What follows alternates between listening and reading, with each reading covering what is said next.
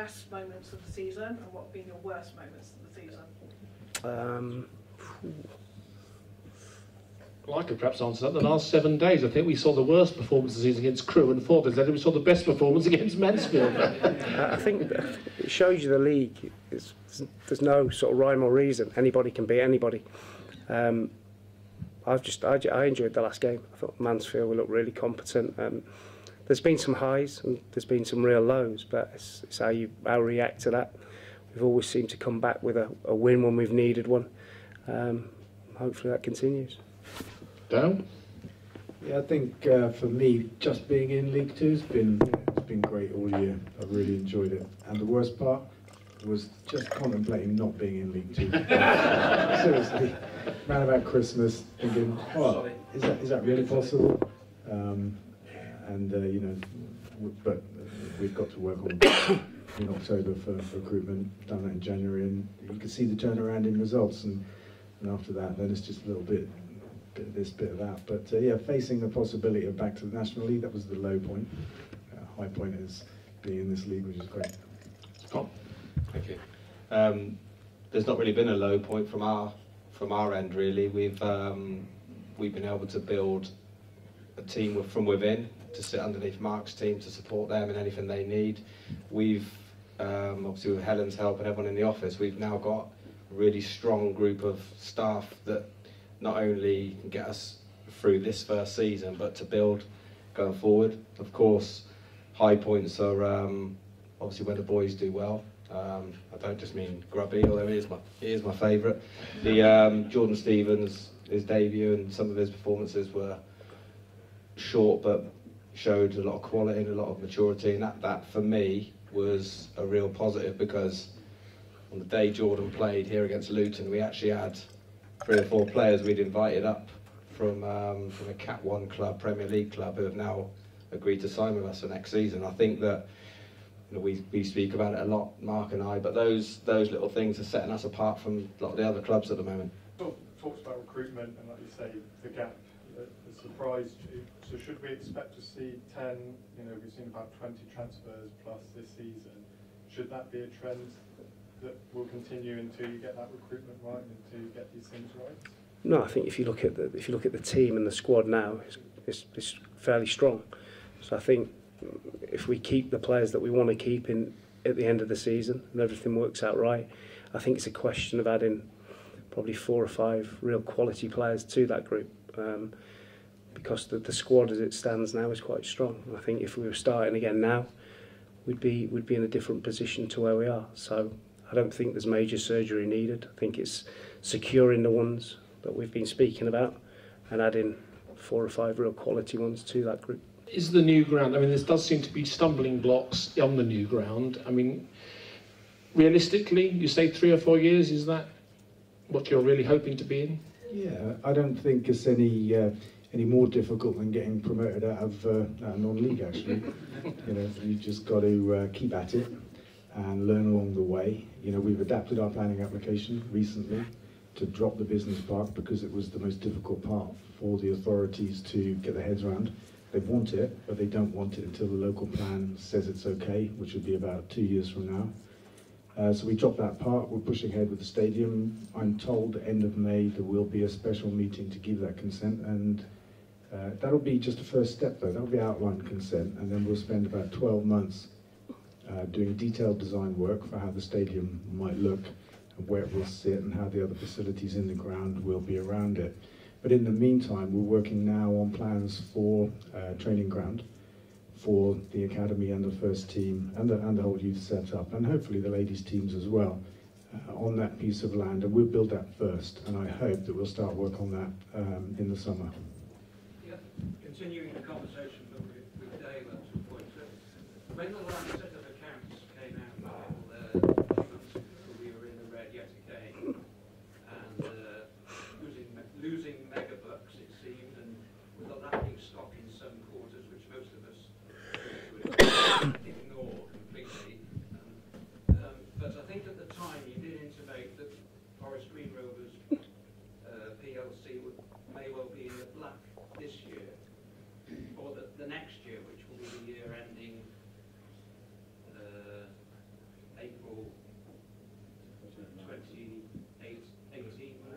19. No, I think. Well, I know what you're referring to. I wanted to ask whether you felt that was still the case, and if so, how has that come about? Is it through enhanced income, reduced expenditure, or a bit of both? Yeah, I think you're referring to our accounts that came out, I think end of January maybe it was, for last year, because they come out quite late. And we've made 300 grand less of a loss than the year before. Yeah. And yeah, it was big numbers involved. And I said at the time that I was pleased with that reduction, but in the year that we're in, this year, which ends this April, we would be in the black. That's what I said on the forum. Not might be, but we will be. I'm pretty sure I said will. And that is a mixture of increased revenue from the crowds, for example, extra 1,000 people on the gate every game.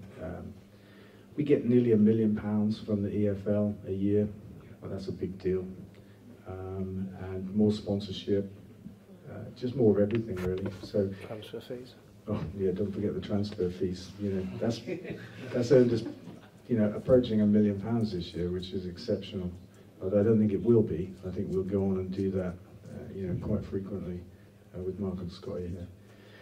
So it's a combination of stuff really, and we always planned or hoped. We planned for this to happen. We could see that once we made the step up from non-league, those things would happen. Not particularly the transfer fees, but the EFL money, the increase in gate, that kind of stuff, coverage, sponsorship, you know.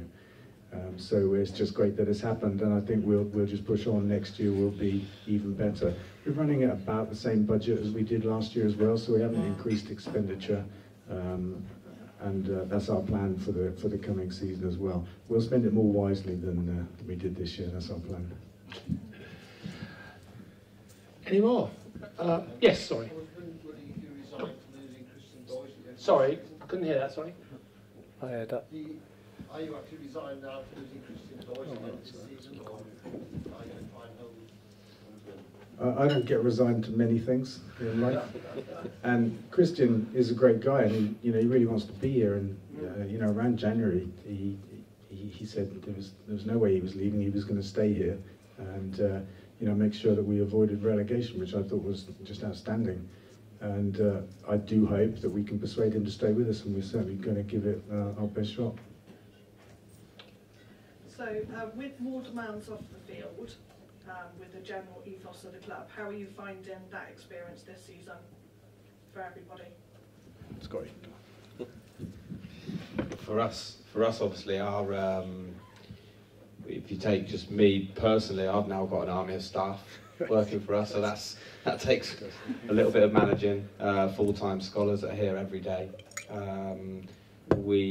Mark and I decided that it'd be a good idea for them to be in and around the stadium on a daily basis. You're obviously here as part of our community team, so you see the value they can bring. But that is like having 18, kids. That's what they are. They're kids. They're here every day, and it's a lot of work. But I think it'll really change for us if we can get to that next category, because that means the under-9s all the way up to the 16s will be in the Football League Could you perhaps programme. explain what the different categories are? Category 4, Category 3? So there's 4 categories. It's split by the Premier League, really, that the governing body of the whole thing. Obviously, Cat 1, you're looking at Man City, Man United. Cat 2, your Leeds, your Cardiffs. So there's some really good clubs. Cat 3s, basically the difference between Cat 3 and Cat 4. So when we come in right at the end of the season, I think about the 18th of May, we got the go-ahead, and the pre-season season started on July the 5th or something this year. So we had about a month to get everything ready.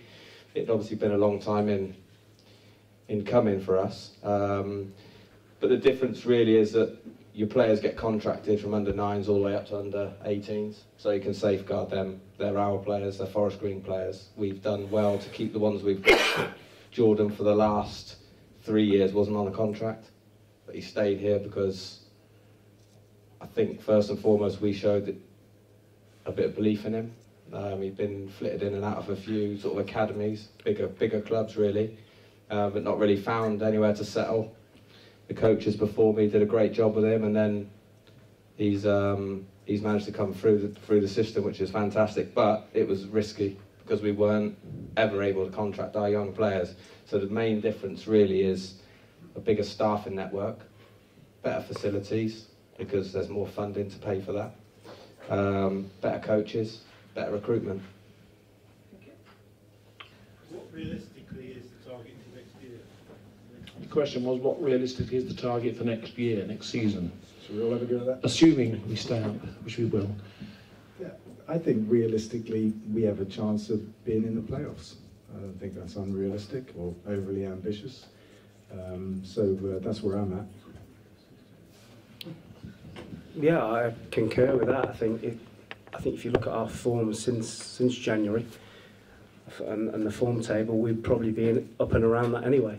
Certainly with our home form, we need to address the away form, but I think that becomes a mindset. I think that will change once we get to the end of the season.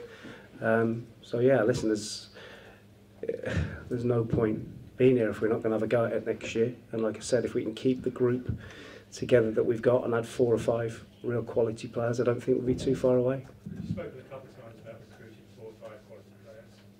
I don't think realistically we expect to see Harry Kane here next season. It sort of assumes that the gentleman on your left is going to release a reasonable amount of funding to get these 4 or 5 quality players. You've obviously had discussions about that.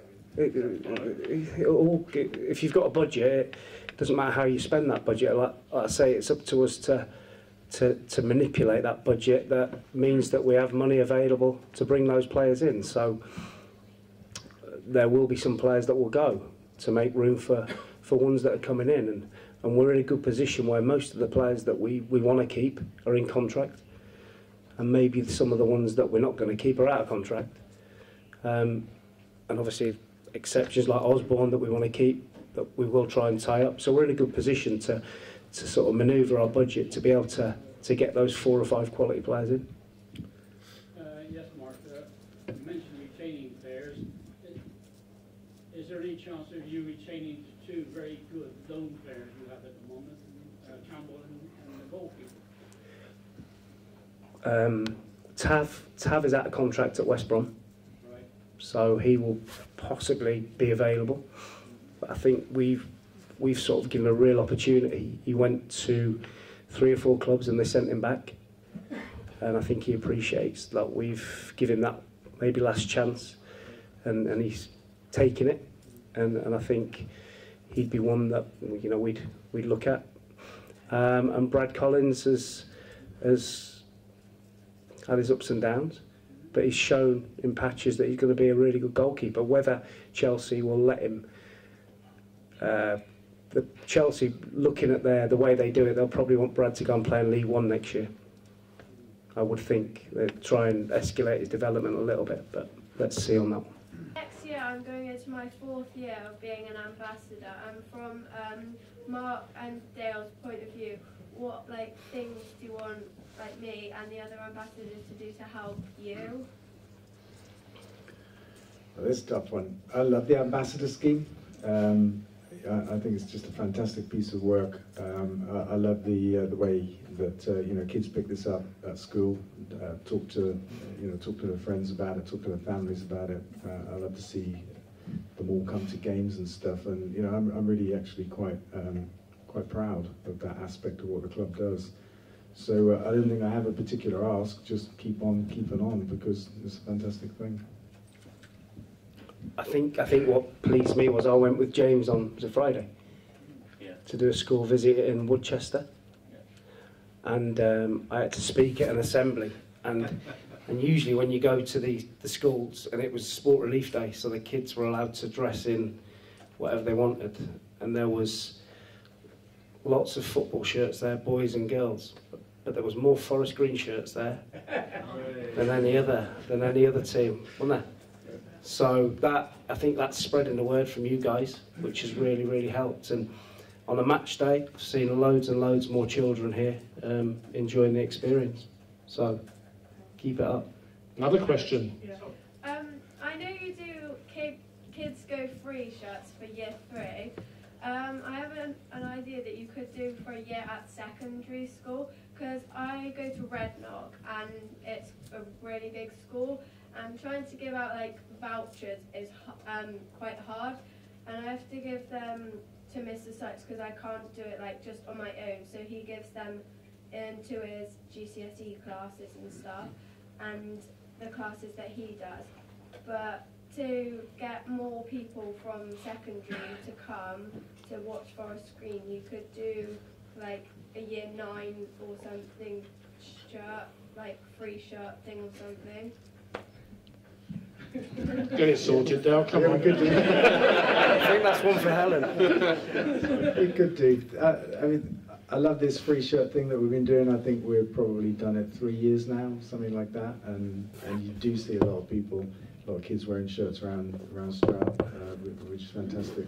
It doesn't cost a fortune to do it, and it's just a great thing to do. So I really enjoy that. Whether we could extend it to other year groups, you know, I don't really know. But we could take a look. We're going to have some new kit for the new season, and that's going to be exciting. We just come off the back end of our Puma deal, but we've got a new deal, some funky new kit, and we'll be launching that in a few weeks' time, so be excited. Why do the players consistently operate differently away then if the message is exactly the same? What is it? I think that's why people always prefer over the years playing at home. They're familiar with their surroundings, and it shouldn't be. The pitch is the same, the ball's the same, there's 2 goals, 4 corner flags. So it should be the same, but it's not. It's a mindset, it's a mental state. And I think throughout your career as a player, I think you always won more home games than you did away games. It's something that we're going to try and look into in the summer. And then I recall liking it, try and press the reset button and start again once we get to July. I'm sure Mark would agree. What helps is the number of travelling fans as well. I mean, 102 fans at Accrington in that appalling weather I thought was great. And the more away fans you get, the better. Yeah, and going back to that, we deserve to win at Accrington. We were the best team. So you're talking about fine lines, and I'm a great believer. Accrington have earned that little bit of luck because they're top of the league. That might be us next year. That we're winning those games when before we'd have lost or we'd have drawn. So yeah, or it might be a penalty, or it might be something like that. But it's a really fine line, and the Crewe away, we should have been 1-0 up after 2 minutes. Chris Clements missed an unbelievable chance from 3 yards. That changes the whole game. So it's fine line. Yeah. You said the East Stand is mainly behind you. I think that's true. I think the majority of the East Stand are behind you, but there's a significant number of people who are critical. What effect does that have on the team and the players? Is there an effect, or do they love that? You'd have to ask them that. We don't speak about that really. We speak about, especially playing at home, let's try and get a good start, try and get the fans behind us. I think it's important as a player you try and focus. I think I don't hear that because first half I sit up here. The only time I hear criticism is when I walk across the pitch towards the changing room. So the players don't really hear it as a group. Certain individuals hear it. So yeah, it's not helpful, is it? I mean, that's football. That's people pay their money and they're entitled to shout their opinion. One example I'll give you this season, I watched Bristol City play away at Leeds United at Ellen Road, and Leeds United were 2-0 down at half time. And Bristol City have got a long throw, and after 5 minutes the Leeds goalkeeper dropped the ball and Bristol City scored from it. So every time he caught the ball or picked it up, the home fans, his fans, ironically cheered, berated him. They booed the team for the whole first half, and Leeds were poor. Second half, there must have been somebody that had got the message around for 45 minutes. The Leeds fans all stood up and waved their scarves and did their chant, "We are the champions, champions of Europe," for 45 minutes. And the atmosphere was electric. The game finished 2-2. Leeds United should have won the game. And that shows you the power of the fans being behind the club and being behind the team. And the manager. Yeah, but that's the manager. If you don't get results, the manager gets stick. That's standard. I fully understand that, and I take that on board. But you'd rather that than they have a go at the players. Tom. Just one for Mark. Yep. Okay. You've had, since you've been here, you've had 4 different teams. Okay. What music do they like, and what's the current favourite? What, in the change room? Oh, it's awful. Oh. Stormzy's a big one. You're aware of his work, are you, Tom? Stormzy? Stormzy, DJ Rusky. Yeah, DJ Rusky, Stormzy. So when Doigy's got the best music, he has a little bit of back in the day music that I can relate to. But when the younger boys, I go in, put me under the door and come out, I can't bear it. Can't bear it. Yes, sir. Getting into Mark's mindset, when the teams stay up and the fact that next season you've got an extra 3-4 weeks to prepare, not to go on the golf course, but to prepare for the following season, do you sit there with relief and think, I've got 3-4 weeks more than I had last season to get us ready for the new season? I think you're constantly doing that now. As a group, we're constantly preparing already in terms of trying to get things in place in terms of recruitment. Did you have to wait for the players? Yeah.